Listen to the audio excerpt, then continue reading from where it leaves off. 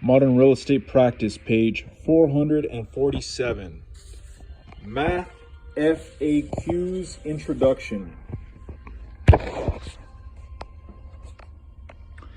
Math is an integral part of the real estate profession. The amount and complexity of the math a real estate professional or consumer encounters will vary, depending on the area of real estate involved. Calculators and computers are great time savers, but a solid, basic knowledge of math is still important. It is a matter of taking the math concepts and adapting them to the real estate profession. This review covers the basics of real estate math in the real world situations that will be encountered, as well as the math problems a prospective licensee will most likely find on the real estate licensing examination. Even those who are uncomfortable working with numbers will find that this clear and simple review will reinforce concepts that haven't been encountered for many years and alert you to a few tricks and shortcuts too. Study, review, and practice help overcome stress and anxiety so that everyone can become comfortable with math. With practice and review, your confidence and ability in real estate math will grow. Using this math review. The math review is organized in a way that makes it easy to look up just the information needed. The subject matter is presented in a straightforward manner, with a minimum of wordy explanations and a maximum of quick tips, examples, formulas, memory aids, and shortcuts to help you become confident in real estate math.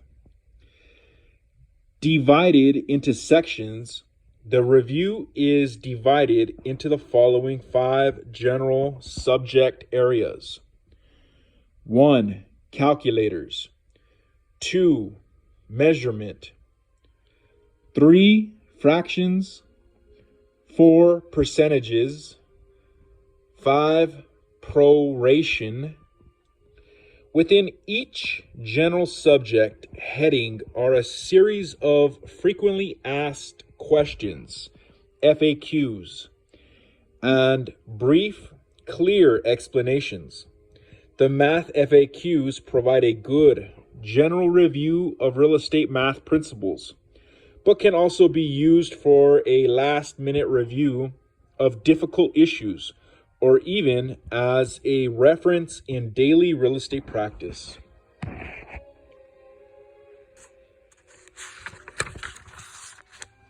Page 448. Special features. Some math concepts have been explained earlier in the text in pertinent units. In this review, you will find general explanations of additional concepts as well as math tips that offer insight into both real estate math in general and the real estate exam's math content in particular. The 4 example features applies formulas and concepts to practical situations to show the concept works in the real world. Practice problems at the end of the review provide the opportunity to apply one's understanding in an exam-style context. Page 449. Section 1. Introduction to calculators. Basic calculators are permitted when taking most state licensing examinations. The rules usually require that the calculator be silent, handheld, battery operated, and non-printing. Many states will not allow test takers to use a real estate or financial calculator while taking the real estate exam. Check with your state regarding the appropriate calculator for your exam. What kind of calculator do I need? A basic calculator with functions for addition, subtraction, multiplication, and division is sufficient for licensing examinations. A calculator with a battery only or solar power with a battery backup is recommended over solar powered only. Choose a calculator that is most comfortable for you. Allow yourself time to learn it, to use it correctly, and to become comfortable with it before you take the licensing examination. Calculators with specific real estate functions.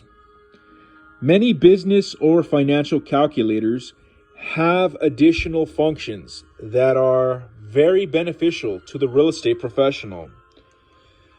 Some of the relevant information that can be provided or found is indicated by keys for N, number of interest compounding periods / number of payments.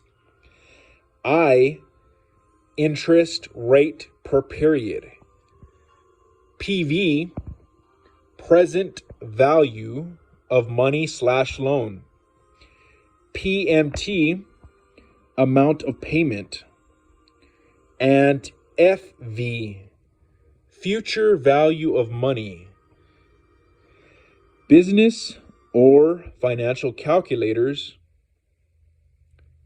vary according to brand and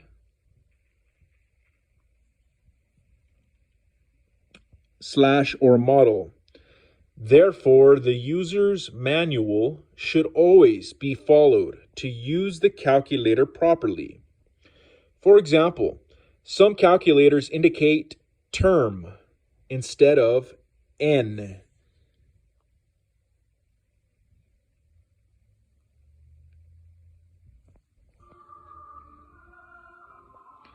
Therefore, the number of years of the term is entered instead of the number of payments or compounding periods.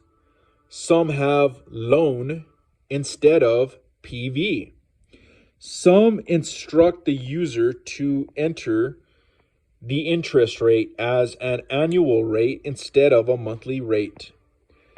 A business or financial calculator that contains these extra functions may prove useful, but anyone taking a licensing examination should always check with the state real estate commission to find out if the calculator can be used during the exam. No matter which calculator is chosen, the user should always read the user's manual.